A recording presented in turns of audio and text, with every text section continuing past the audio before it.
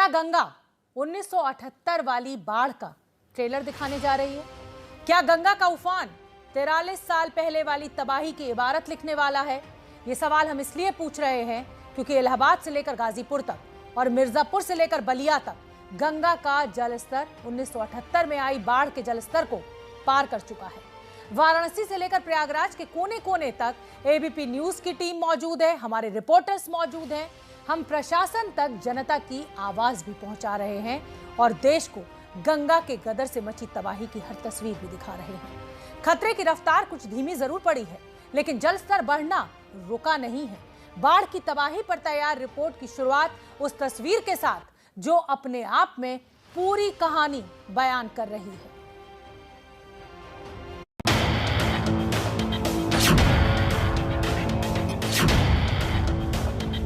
जुगाड़ के सहारे नाव तैयार की गई है। बांस बांधा गया, उसके नीचे थर्माकोल है और थर्माकोल का ही चप्पू इसने बनाया हुआ है।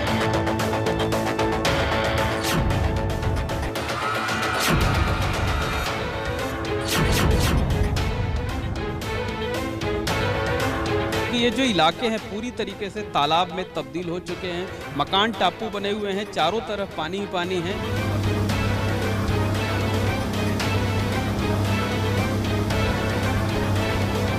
घाट के किनारे के रास्ते और ये पूरी तरह से जलमग्न हो चुके हैं।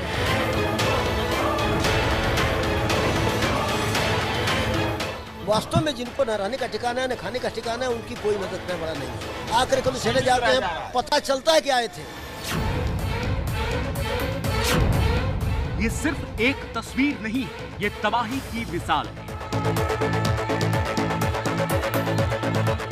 ये बाढ़ के पानी में बहता सिर्फ एक घर नहीं है, ये सपनों और संघर्ष से बनी वो इमारत है जिसका अब निशान बाकी रह गया है।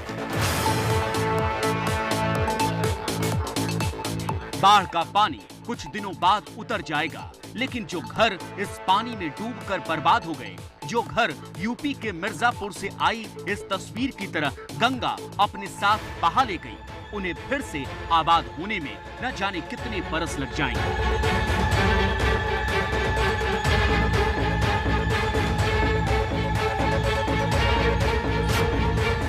उफनती गरजती गंगा रिहायशी इलाकों में घुसती चली जा रही है। गंगा का जलस्तर बढ़ने की रफ्तार कुछ धीमी जरूर पड़ी है, लेकिन पानी अब भी बढ़ रहा है और लोगों को डरा रहा है। संगम नगरी प्रयागराज की कई कॉलोनियों में बाढ़ का पानी घुस चुका है। एबीपी न्यूज संवाददाता मोहम्मद मोइन लगातार अलग अलग इलाकों की तस्वीर देश को दिखा रहे हैं। गंगा, यमुना, टोंस और ससुर खदेरी नदियां लगातार खतरे के निशान से ऊपर बह रही हैं। चारों तरफ तबाही और बर्बादी देखने को मिल रही है। दर्जनों मोहल्ले शहर के वो बाढ़ के पानी में डूबे हुए हैं। इस वक्त हम मौजूद हैं प्रयागराज के करेला बाग इलाके में, जहां तस्वीरों के जरिए आपको दिखाना चाहेंगे तमाम आलीशान मकान जो है वो बाढ़ के पानी में समाये हुए हैं। सड़कों पर नाव चल रही है। हम नाव पर सवार होकर के ही यहाँ पर जो बाढ़ की आपदा है उसकी तस्वीरें आप तक पहुँचा रहे हैं।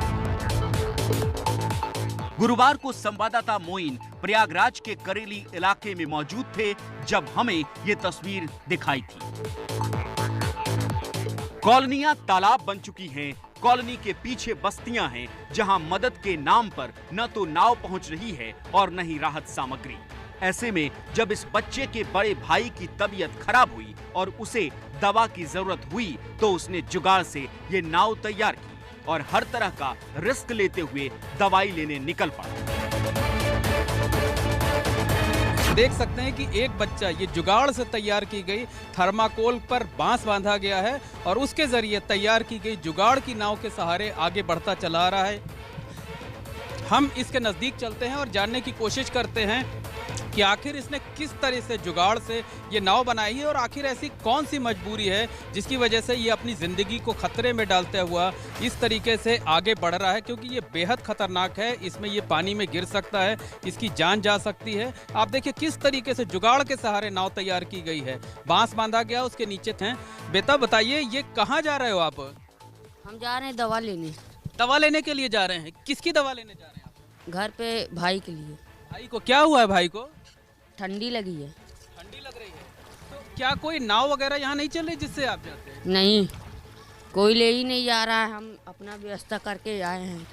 कोई नाव और कोई सुविधा, कोई प्रशासन की तरफ से कोई मदद नहीं मिल रही है? नहीं, नहीं मिल रही है। तो ये बताइए कि आपने इसको कैसे तैयार किया है? लौवा हुआ बांध के, इसलिए हम जा रहे हैं दवा लेने। बच्चे से बातचीत में पता चला कि उसे तैरना आता है, लेकिन इस तस्वीर के पीछे मुश्किलों का कितने लंबे और गहरे संघर्ष की कहानी है, इसका अंदाजा लगा पाना बेहद मुश्किल है। मोहम्मद मोइन की नाव जब बाढ़ वाले इलाके में आगे बढ़ी तो वहां हमें एक घर की बालकनी में घंटों से इंतजार करती महिला मिली, जिनके घर में खाने का हर सामान खत्म हो चुका है और वो इस इंतजार में थी कि कोई नाव वहां पहुंचे तो वो सामान लेकर आए। निचली मंजिल जो है वो बाढ़ के पानी में डूब गई है। ऊपर छत पर खड़ी हुई हैं, इनको कुछ जरूरी काम से कहीं बाहर जाना है, काफी देर से इंतजार में थीं। अभी तक इनको कोई साधन, नाव नहीं मिल पा रही थी जिसके जरिए ये बाहर चली जाती। आप आ जाइए नीचे, हम आपको अपनी नाव से ले चलते हैं, सीढ़ियों के जरिए आप आइए, हम गेट पर नाव लगवा रहे हैं और आपको अपने साथ ले चलेंगे और वापस छुड़वाने की भी जिम्मेदारी हम आपको लेते हैं। धीरे धीरे आप आराम से आइएगा, देखिए फिसलिएगा नहीं, बिल्कुल आराम से आइए, धीरे धीरे आइए। काफी परेशान थी, काफी देर से दूर से हाथ हम लोगों को दिखा रही थी। खाने पीने का सामान लाना है, खाने पीने का कुछ भी नहीं ना घर में, सब हमारा बर्बाद हो गया, सारा गल्ला पानी सब बर्बाद हो गया। क्या नीचे की मंजिल पे आपकी गृहस्थी रखी थी क्या? जी, मेरा पूरा सारा बर्बाद हो गया, सारा सामान, वॉशिंग मशीन सब बर्बाद हो गया। खाने पीने का सामान आपका खत्म हो चुका है? सब नीचे खराब हो चुका है, हम लाए तो सब खराब हो गया। प्रयागराज में गंगा, यमुना और टोंस नदियां अब भी उफान पर हैं। ये नदियां खतरे के निशान से तकरीबन 1.25 से 1.5 मीटर ऊपर बह रही हैं और अपना दायरा लांघकर रिहायशी इलाकों में तबाही का तांडव दिखा रही हैं। शहर से लेकर गांव तक लोगों में हाहाकार मचा हुआ है। तीनों नदियां कभी 1 सेंटीमीटर तो कभी आधा सेंटीमीटर प्रति घंटे की रफ्तार से बढ़ रही हैं। 1 लाख से ज्यादा की आबादी बाढ़ से प्रभावित है। 5000 से ज्यादा लोग राहत कैंप पहुंच चुके हैं। लेकिन चिंता की बात यह है कि जलस्तर बढ़ना रुका नहीं है। देखिए, एबीपी न्यूज संवाददाता मोइन जब प्रयागराज के इलाकों में रिपोर्टिंग कर रहे थे, उस वक्त फिर से बारिश शुरू हो गई और बारिश शुरू होने का मतलब है जलस्तर का बढ़ता जाना। नदी में जलस्तर का बढ़ना परेशान इसलिए कर रहा है क्योंकि यूपी के कई शहरों में गंगा नदी 1978 वाले जलस्तर को पार कर गई है। 78 से तुलना इसलिए क्योंकि 43 साल पहले 1978 में ही प्रयागराज और वाराणसी में बाढ़ ने भयानक तबाही मचाई थी। गाजीपुर में 1978 में जलस्तर 63 मीटर तक पहुंचा था और गुरुवार को जलस्तर 64.58 मीटर पहुंच चुका है। प्रयागराज के फाफा मऊ में 1978 में 84.73 मीटर पर था, जबकि गुरुवार को जलस्तर 86 मीटर पहुंच गया। यहां अधिकतम बाढ़ जलस्तर 87.98 मीटर है। वाराणसी में 1978 की बाढ़ में जलस्तर 71.26 मीटर पहुंचा था, जबकि गुरुवार को ये 72 मीटर को पार कर गया। इसीलिए हर किसी के माथे पर चिंता की लकीरें साफ दिखाई दे रही हैं।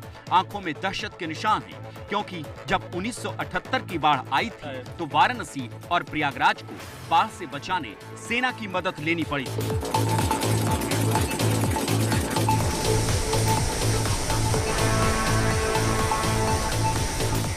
मौसम विभाग ने उत्तरी यूपी के इलाकों में अगले कुछ दिनों तक भारी बारिश की चेतावनी जारी की है। बहुत भारी मूसलाधारी बारिश हुई और हम लोगों का घर धीरे धीरे बहुत ज़्यादा भर गया पानी की वजह से और धीरे धीरे घर गिरा है। हम लोगों का सारा सामान बह गया, सब बहुत सामान बह गया, बहुत बर्बाद हो गया।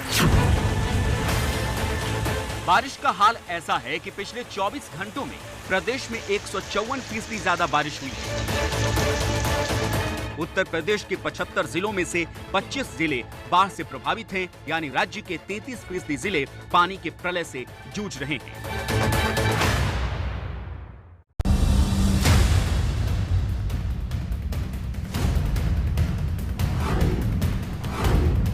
हालात बेहद खराब हैं। इसलिए स्थिति की समीक्षा के लिए मुख्यमंत्री योगी आदित्यनाथ हवाई दौरा करने के बाद नाव से इलाके का दौरा कर रहे हैं। पानी पर सीएम योगी का पूरा काफिला चल रहा है। एनडीआरएफ की टीम योगी के साथ मौजूद है।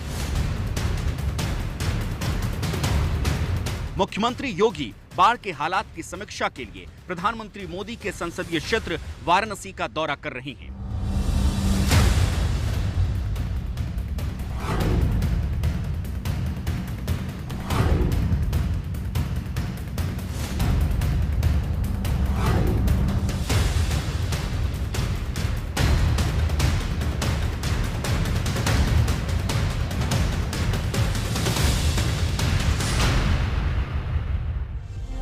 यूपी की काशी नगरी में गंगा ने कोहराम मचा रखा है।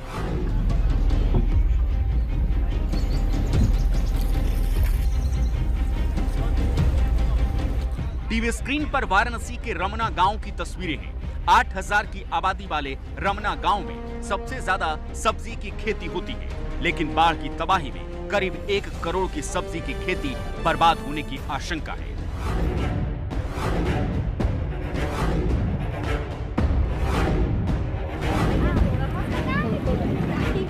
कलेजा छलनी हो जाता होगा जब अपनी आंखों के सामने पसीने से सींची गई फसल बाढ़ लील जाती हो और किसान उसे बचाने के लिए कुछ न कर पाता हो। पैसा जोरल खेती में लगा देवल गल, अब सब खेती तो बुड़ गयल।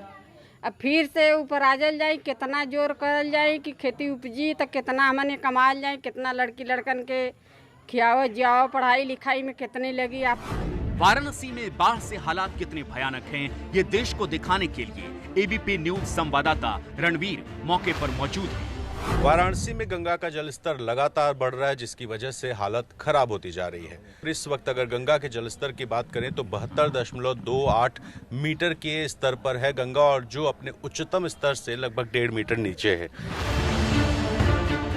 संवाददाता रणवीर वाराणसी के 80 घाट की तस्वीर दिखा रहे हैं, जहां 10 फीट से ज्यादा पानी भरा हुआ है।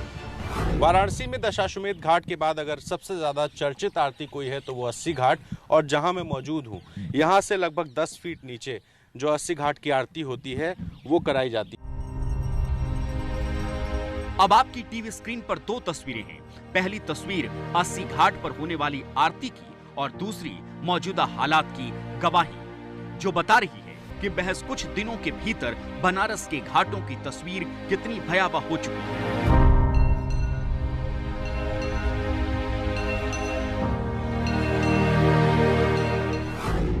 काशी का 80 घाट सांस्कृतिक कार्यक्रमों का केंद्र है। सुबह बनारस केंद्र पर करीब 12 फीट पानी भरा हुआ है। सुबह बनारस की छत ये बताने के लिए बाकी रह गई है कि ये मेरा हिस्सा था। ये सुबह बनारस का जो छत वाला बोर्ड है वहाँ पे हम खड़े हैं, और आप देखिए कि हाइट का अंदाज़ा इससे लगाइए कि करीब 10 फीट से ज़्यादा यहाँ सीढ़ियों के ऊपर पानी है। और ये जो छत आपको दिखाई दे रही है ये असल में सुबह बनारस सांस्कृतिक केंद्र की छत है। इस तरह की 2 छत है आमने सामने, और दोनों इस वक्त करीब 10 फीट पानी में डूबी है। और आप देखिए कि सामने ये जो नावें खड़ी हैं ये बिल्कुल जो 80 घाट से नीचे जाने की जो सीढ़ियाँ हैं उन सीढ़ियों के ऊपर ये नावें इस वक्त लगाई गई हैं। आम दिनों में 80 घाट की तस्वीर कैसी होती है ये समझने के लिए इन 2 तस्वीरों को देखिए। सिर्फ सांस्कृतिक केंद्र ही नहीं डूबे हैं, 80 घाट जाने वाली सड़क भी डूबी हुई है। विदेशी पर्यटकों के पसंदीदा होटल बाढ़ के पानी में मानो तैर रहे हैं।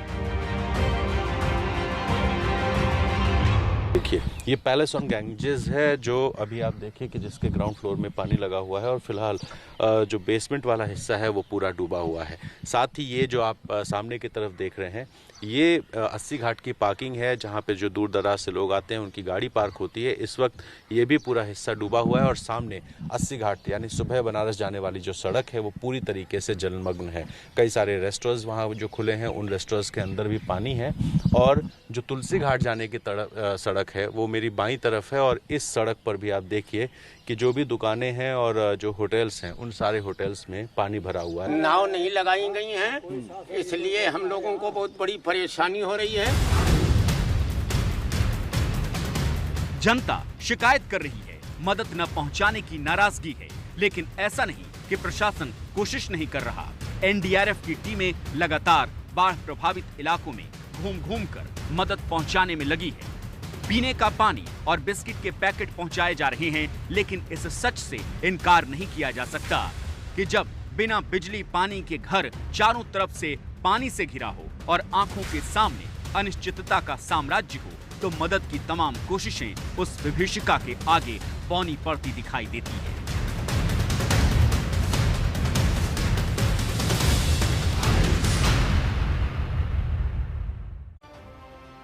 प्रयागराज संगम के किनारे बसा शहर है और बनारस, वाराणसी, गंगा और वरुणा के किनारे बसा शहर है।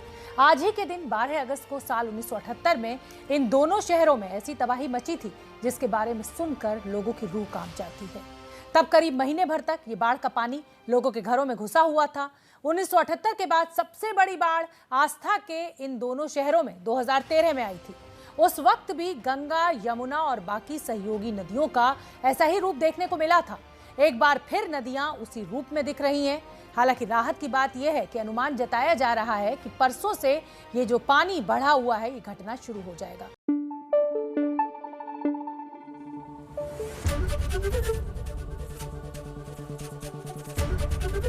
एबीपी न्यूज आपको रखे आगे।